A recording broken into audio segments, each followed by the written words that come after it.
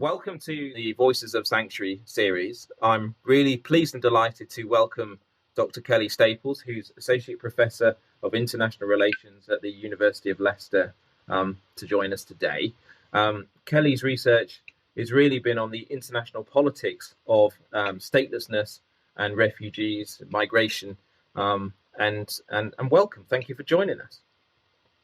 Thank you very much for having me, Rob. I'm really pleased to have been invited to speak. Oh, you're very kind. I was wondering whether you could tell us how you began your research on the politics of migration, refugees, and statelessness. Absolutely. So I was thinking about this and preparing and thinking about this chat today and realising it's been nearly 2 decades now that I've been thinking about some of these issues, which was always a bit of a shock to realise that. But really, I came at it from starting by thinking about the kind of politics and ethics, the concepts like community, what it means to be part of a community, thinking about issues around human rights. And then I sort of stumbled upon the situation of stateless persons as a real apparent anomaly or exception to the ordinary kind of practices of community, nationality and human rights in world politics. And it was from thinking about stateless persons that led me to think about refugees, who, although different in important ways, have kind of some key similarities with the situation of refugees and asylum seekers. So all of these groups of individual humans tend to be presented as sort of exceptions or as anomalies to the normal, ordinary functioning of state-citizen relations or of human rights in international relations. So that's really how I sort of came into it. Because they are in some ways different to the sort of presented norms. The fact that most of us enjoy what we might actually call a right to stay in our own country. We're not forced to flee due to conflict or persecution. We're able to stay and enjoy rights. But refugees, once having left their own country, are by necessity required to seek protection elsewhere. And as we'll perhaps discuss going forward, and I'm sure this has come up in previous podcasts, that protection is very much not guaranteed within the world as it's currently organised. So it is in a situation which can lead, not necessarily, but can lead to significant vulnerability and certainly can tell us a lot actually about the way that the world ordinarily functions for the majority of people. And I've been really interested in questions, sort of ethical questions, about what that tells us about the problems of the world as it's currently organised, in spite of its claims to kind of universal human rights, which we see are very much not in practice universal. That's really interesting. And so I should say that Kelly and I used to work together. So in part, Kelly is used to my meandering off into flights of fancy and random questions. So just listening to what you said then, I wonder whether actually part of the issue in terms of misalignment of perception is in not understanding, so public misunderstanding or, sort of failure to, I don't know, have some empathetic reach in terms of like the vulnerability. That notion, I'm struck by what you said there of a refugee essentially kind of renders themselves temporarily stateless because they leave their home country and then they are sort of hoping for the compassion or obligations of the recipient country. And I don't think I thought of it in those terms either. Do you think that in some part accounts for sort of why the political media and sort of public don't really get or aren't as sympathetic to refugees as they might otherwise be? I think definitely that's a part of it. I mean, so if we look at the sort of international law, and obviously I would always suggest that international law, it can tell us a certain amount, but it's the actual practice of different states and communities, which is the more interesting thing to me. But certainly in international law, there's a right to seek and enjoy asylum, but there's absolutely no correlative obligation on a particular state to offer it. So, okay, states might be, an individual can make a claim for asylum, but the state has a lot of power in practice to determine over those claims. And I think this kind of clash between sovereignty, and we've seen this a lot, haven't we, recently, Rob, a kind of resurgence, I think, in nationalism in some countries. Those kind of questions of sovereignty and nation can really take precedence, I think, over more humanitarian claims for people that really are temporarily without any protection in the international system. And then, so I mean, obviously you've published widely on sort of these areas, and as you say, over 20 years, which I think ages us both. But how large do you think the gap is between the academic understanding and academic literature, and then what you see coming out of government in terms of official statements or papers and policies, and then, the public perception of this area? I mean, the short answer, and I'll speak in more depth, but the short answer is very. I think it's a very big gap. A very big gap, and I'll maybe go on to say a bit more about this. The gap is sort of variable, actually. There are various variables that we know that can influence people's attitude, people's perception towards, in particular, asylum seekers and refugees, but also to immigration more broadly. But in general, I think there's a very big gap. So, I mean, we can all probably imagine headlines and front pages of newspapers that we've seen talking about kind of tides and waves, floods, of people coming into or seeking or wanting to seek asylum in Europe and in the UK. I think there's strong evidence that much of the public in the UK has absorbed the discourses presented in these terms. I think a lot of people do believe that the UK, for example, is a soft touch for asylum seekers, that we already take more than our fair share. And if we just take that, for example, in contrast to other liberal democracies, we do actually host a much smaller percentage of asylum seekers per 1,000 population. So in 2020, it's the most recent data, we're in 19th place between the UK and EU states for grants of asylum per 1,000 population. And that was the same in 2019, actually. So if we exclude for COVID in 2020, in 2019 still we were in 19th place kind of per capita. So it's relatively low within Europe and the EU. You wouldn't necessarily know that, I think, if you got most of your, reasonably so, if you were taking your lead from the mainstream media. So what do you think accounts for the portrayal? Is it just sort of simple politics? Is it dog whistle politics? I think so. I mean, there's interesting research done by people like Matthew Gibney's done some interesting work on this, looking at where this has come from. And we can trace this back. Really, I mean, I think there's always been a trend, but we can trace it back, the kind of strengthening of this sort of dog whistle politics to the early 1990s. So the Conservative government in the early 1990s, there was we can see a marked sort of shift in the discourse towards really, really politicising this issue of refugees and asylum seekers. And I sometimes wonder if partly it's as well sort of being an island nation with all these open sea borders. But we can trace a clear and interesting relationship actually between sort of government discourse and media discourse. And as you'll know, some of the mainstream media in the UK works very closely with government, actually, I think, on some of this messaging. Oh, okay. I mean, I think, say, from my as a person, as a scholar or whatever, who doesn't write on this area, I mean, one of the things that I've observed, correctly or incorrectly, is that the Australian government, for example, seems to me to be pushing back the norm around accepting the claims of asylum seekers by trying to intercept in what they claim to be international waters and so on. And I wonder whether actually part of this is an effort to subvert the norm. So actually, if you can manage to get a mainstream message going, then inevitably or invariably, when you come to then try and subvert the norm, you don't have the public pushback that you might otherwise have.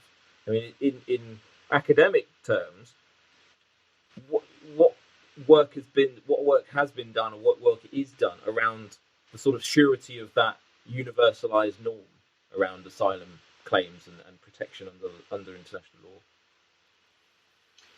Well, that's a really interesting point, actually, about Australia, obviously, which again has tried in similar ways to sort of forestall spontaneous arrival. So, I mean, I'll maybe come on to this, but you might have seen recently the UK Home Office has been sort of vaunting the fact that we've accepted some refugees under the UNHCR resettlement scheme.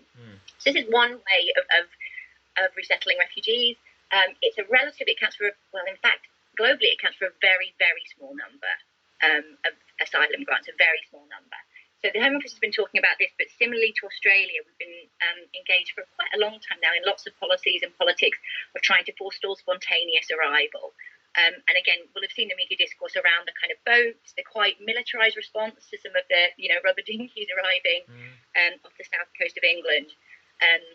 So it is definitely, you're right, Rob, I think, a kind of reshaping of the norm, a kind of pushing back. I mean, under international law, it's not a crime to seek asylum, and yet you wouldn't necessarily know that, again, from the kind of public discourse around these boats seeking to arrive and claim asylum in the UK.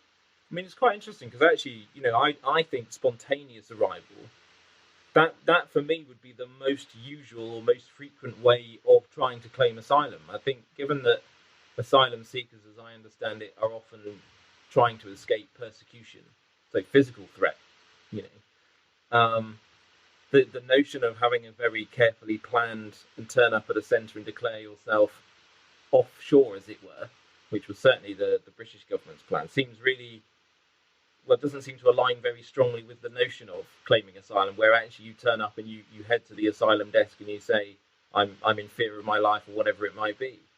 So I mean, that as a successful policy push does seem to subvert something of the norms. But again, I'm not the expert. No, absolutely, it does. It absolutely does subvert the norms, and it seeks to sort of impose a certain order on something that is, as you say, inherently often disordered when you're fleeing your home with, very few possessions, perhaps without your papers and documents that you might need. Absolutely, it's attempted to manage something in accordance with the interest of certain states. And if we think also about recent European Union policy on asylum seeking, we can see that as well. There's been very much an attempt by states in the north of the European Union to make this a responsibility of states in the south. So Greece, as we've seen again, Greece has had significant amounts of humanitarian humanitarian challenges really to deal with, whereas many states in the north of the European Union have managed to avoid really responsibility through some of the EU regulations around asylum. And is that in part because the countries of the north can lay claim to the idea that you have to claim asylum in the first country you arrive at, rather than heading to the one that you prefer? Absolutely, and it is worth saying that we don't find that anywhere in international law. That's very much an EU policy and an EU regulation. There's nothing in international law to mandate that at all. It's very much an EU policy, and one that the UK was able to adapt in a particular way because of the UK's particular status within the EU when it was in the EU. I was going to say, what is the effect of Brexit? I mean, I don't want to talk about Brexit, but what has been the effect of Brexit on asylum seeking and refugee law in the UK? Have we seen practice, I suppose, rather than law? Have we seen differences? I think it's possibly, others might challenge me on this, I think it's possibly a bit early to see the impact of Brexit, but what we do know is there is a relationship between, to come back to the original question, there's definitely a relationship between attitudes to asylum seekers and refugees and other questions around, for example, attitudes to Europe, the UK's place in Europe. So, for example, Helen Crawley's done some good work on this, and she's found that there's definitely evidence that people's attitudes may reflect wider concerns about British identity, Britain's place in the world, changing social roles, also can reflect a general sense of political disengagement, lack of trust in government, and those sorts of things. Interesting.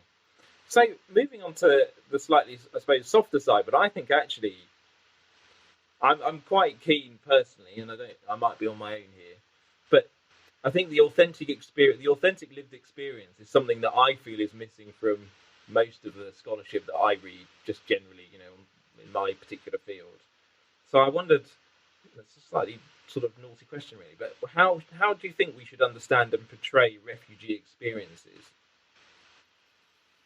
That's a really important question. I think my honest answer is I think that other fields, other than ours, Rob, have done better work with this until now. So I think, anthropology, for example, perhaps even sociology, have done a better job with this. I think slowly, certainly within the kind of field of looking at migration within international relations, there's definitely been an improvement and a move in recent years to reflect everyday politics more widely, but also to reflect the everyday lived experiences of refugees and asylum seekers. I think it's a lot of us are increasingly aware that kind of just abstracting is not particularly helpful if we're really interested in understanding particularly the prospects for sort of change and improvement, if we're interested in the ethics of these questions, we do need to be talking to people with that lived experience. But clearly there are lots of kind of ethical considerations and challenges that arise when we try to do that.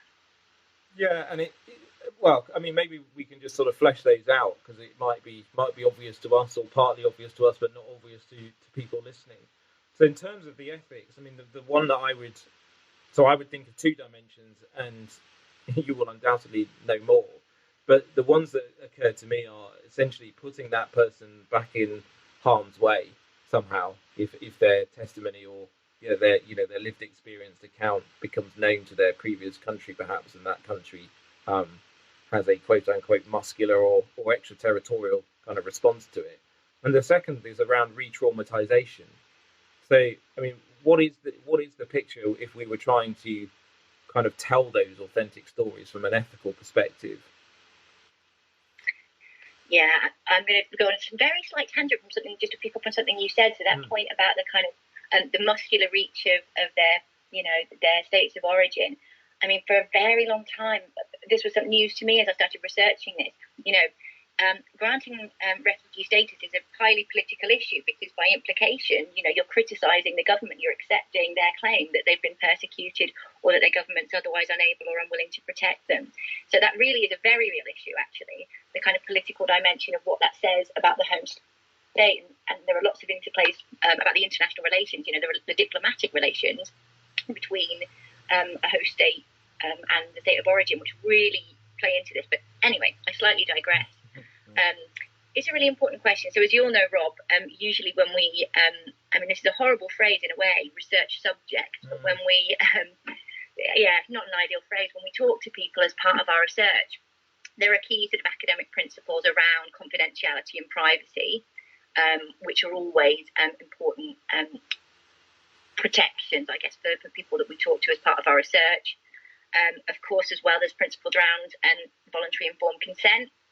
This is all part of the kind of processes that universities require us to go through, as you know, before we can do this kind of work with what are sometimes called vulnerable subjects. At the same time, there's a flip side there, in which we want to see these people that we're talking to as human beings and as agents to an extent, and not to sort of to reproduce an assumption of kind of dehumanization, to allow them space to tell their stories and to treat them as human agents. And it's a very difficult, or I found it quite an interesting and difficult situation to address, I suppose. Yeah, I think so. I totally agree, and I wonder whether actually, so within university circles, there's a lot of discussion around decolonization and decolonizing curricula, and actually, we've had a discussion in our department about decolonizing our data sets, of finding ways not to reproduce the supplication within the data sets, and I think it sounds wonderful as a kind of almost like catchphrase, but actually the sort of operationalization of it is really tricky, and informed consent is one thing, but I really worry about almost placing, well, again, like you say, research subject data through essentially Eurocentric kind of eyes, as doing something to it that somehow like transforms it in a kind of negative way, or de-authenticizes it. Oh, I've made another word up. We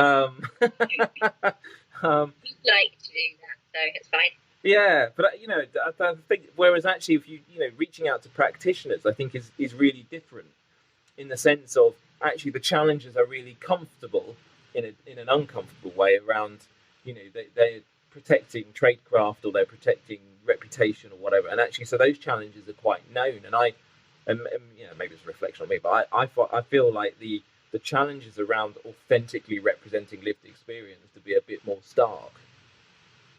Yeah. But absolutely.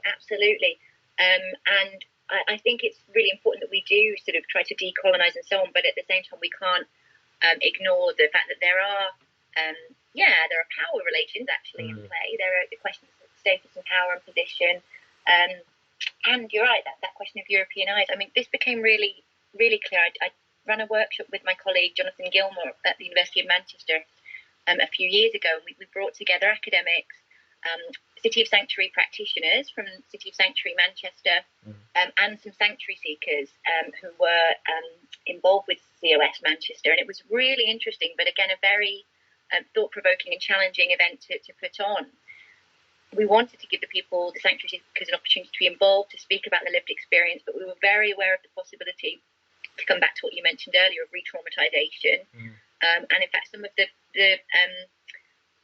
stories we heard were very, were clearly about very, very traumatic experiences, and were very, and it was very tricky actually, because these people that we've invited, they wanted to speak about this, but we were very aware that at the same time we did have a responsibility for their well-being, having brought them to the session to speak about those experiences. And one of the other things that was frustrating or a frustrating thing about that situation as well, is we very much wanted to compensate them for their time, for their kind of contribution. And these were asylum seekers, and we couldn't find any way to do it because of Home Office, because of UK law, Home Office policy, and universities' financial kind of policies and procedures. There was no way we could financially compensate them for their time, and that was a real frustration for us as well. Yeah, I can imagine. Oh, well, I was going to ask you about in the light of Windrush, whether you trust official documentation when you're reading it. But what you've just said segues so nicely into the next question, which is around what our role is.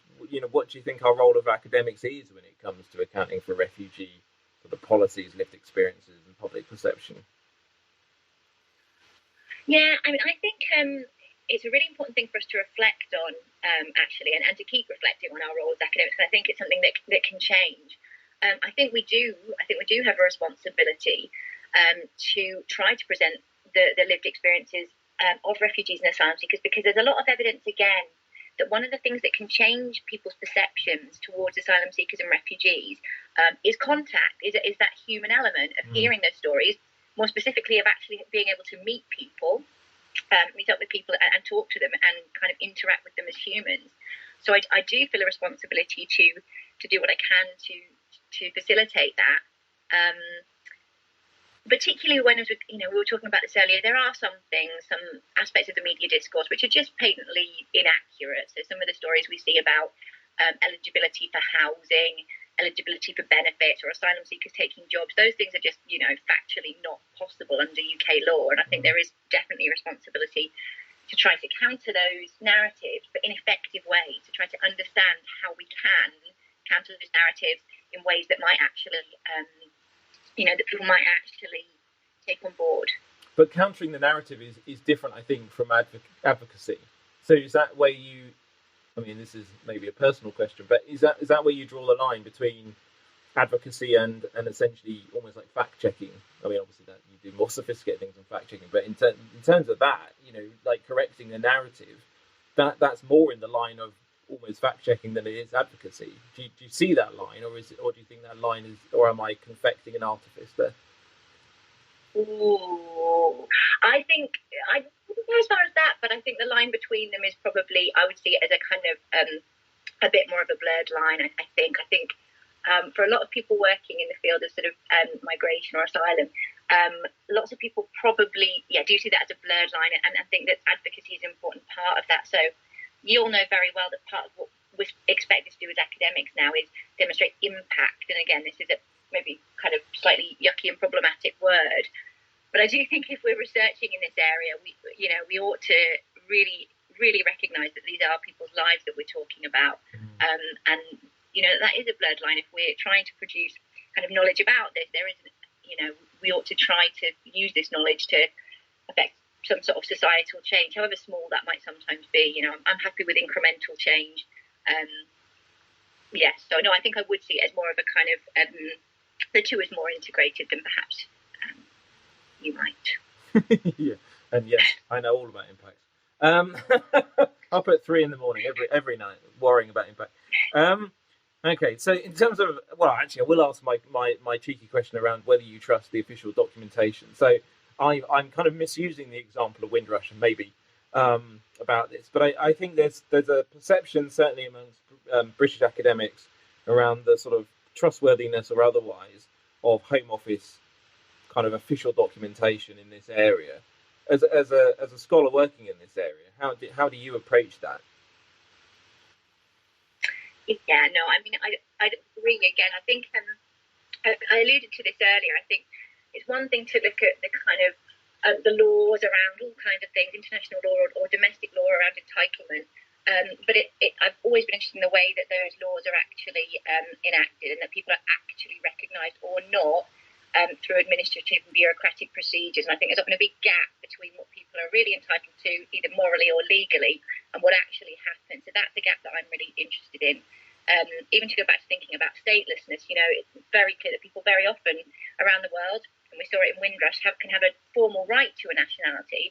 But I'm really interested in is looking at, where that's enabled or blocked by Home Office policy administration. And it can often be, at the level of fairly, I don't want to say low-level bureaucrats, that's maybe not the nicest way to put it, but, people working all throughout the Home Office. So I think there are often really problematic applications of law, also pernicious law. So yeah, I would definitely take a sort of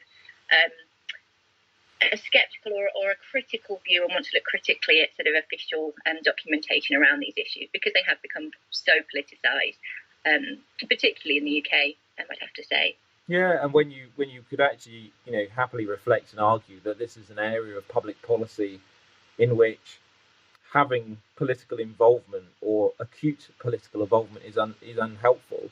So I mean, I think like Windrush is one example where you can see really terribly negative effects of that or impacts of that. And the other is with Shamima Begum, where actually having a sort of strict black letter law approach to her particular case would be far more useful, I think, than having the political involvement of the Home Secretary, whoever that might be, where actually the structural positioning of that post is only ever going to lead to one outcome, which is the outcome that we've seen. Which is absolutely. It's strange. Yeah, no, absolutely. I mean, that's the thing. And unfortunately, we do need to look at the and to make that contrast. Actually, I think that's a good point. It's helpful, I think, to make that contrast, which lots of lawyers have been doing in that case of what the law states and the way that it's been.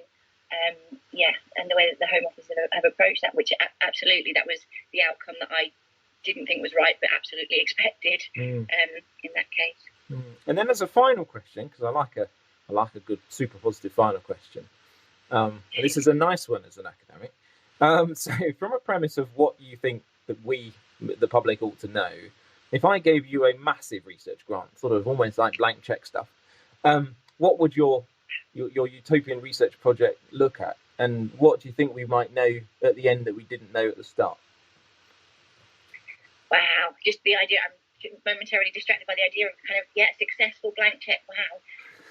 That would be the golden ticket.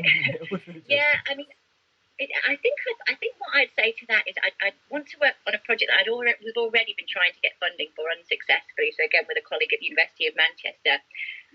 There is a lot of evidence, as I mentioned earlier, that actually when people meet people from different backgrounds, it changes their perception. And I think if there was a wider change in public attitudes, we might be able to shift the kind of policy and media discourse on this. The relationship between all of those things, I should say, is highly complex. So what we wanted to do was go out into communities, put together focus groups, bring people together to try to understand, this is the theory bit, to try to understand the sort of potential basis of solidarity, when people might actually feel, maybe not even sympathy, maybe beyond sympathy, actually feel solidarity with asylum seekers and refugees fleeing their own countries. So what I'd love to do is go out to start with, find the different city of sanctuary groups. What's really interesting is you have huge, very active city of sanctuary groups in big cities. In some smallest towns and villages, you have very small groups of 1 or 2 members, and just go out and talk to people. Convene some more of these groups that bring together sanctuary seekers with other friends in the communities in which they live, and just try to theorise and understand more about how contact between people of different backgrounds might actually foster solidarity and more inclusive policies. And I should say that something about the sort of framework here, I'm not, completely utopian. I don't think that we can completely change everybody's minds, but I do think that through bringing together and looking at how things work in local communities which have very different attitudes, we could begin to understand more about the basis of solidarity. We know already in the UK that public opinion differs according to quite a lot of interesting demographics and regions. So I think what we really need is a local approach to understanding the prospects for including refugees and asylum seekers in our local communities. And prima facie, what are the big differences between, say, a small market town and, because I'm thinking of Hull and then where I'm speaking to you from now, which is a small market town. What prima facie is the difference between the two, and also prima facie what accounts for that difference? So this sometimes strikes people as paradoxical, and I think it's really interesting, is that what you tend to find, and again, you can't generalise, there's lots of variation, but what you tend to find is in predominantly white areas that have historically experienced low levels of migration, you get less sympathy or greater hostility towards immigration. So this is that point about contact. And again, it's you can't completely generalise, but there's definitely this trend within the data. In cities and areas that have a longer history of migration, where people have had that contact over many years, you tend to find more sympathy or more positive attitudes towards migration.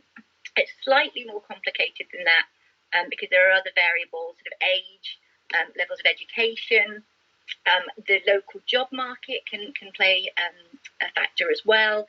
Often when you find sort of fairly deprived communities where there are already challenges in the local job or housing market, and that can be something which, and we can understand this actually, or I can understand this, that can create more of a fear of outsiders, sort of exacerbating those socioeconomic vulnerability. So it's a very complicated picture, but it is interesting, that sort of paradox that people that in areas with low levels of migration are more fearful of the changes that migration might bring. And do you think the sort of phenomenon, which is sort of becoming known as the culture war or something similar to that, will exacerbate that? I mean, do you foresee almost like a shift in how we would understand public perception and differentiated public perception of asylum, like if that culture war that we seem to be observing now, grows or intensifies?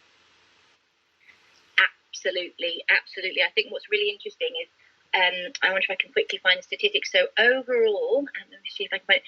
Overall, the British public, the majority is sympathetic towards people. I think it's 54% in the most recent survey on this. 54% of people surveyed were sympathetic towards people crossing the Channel. That's the overall figure. When you sort of break that down, we are one of the most divided countries, according to survey data, in Europe already on this question. It's very divided. Yeah, well, exactly. And I do worry that this might be exacerbated by these so-called culture wars. Absolutely, I think that's all the more reason to try to understand how we can challenge some of these attitudes that aren't based in fact.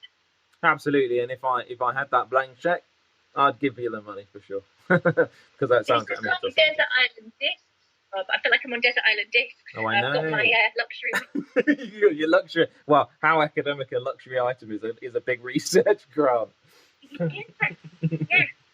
That's brilliant. Thank you, Kelly, so much. I think we'll we'll stop there and thank you for your time.